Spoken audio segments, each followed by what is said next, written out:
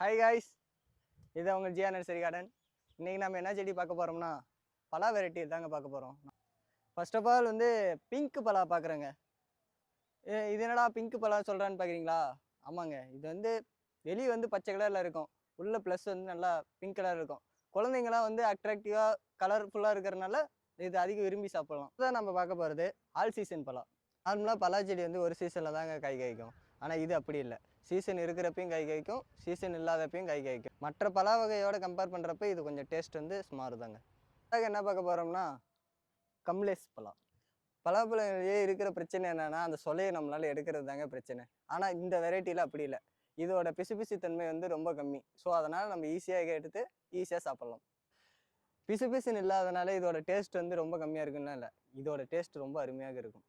இருக்கிற பழங்களிலேயே பலாப்பழம் தாங்க பெருசு எனக்கு தெரிஞ்ச வரையும். வேற ஏதோ பழம் வந்து பெருசா இருந்தா கமெண்ட்ல சொல்லிட்டு போங்க.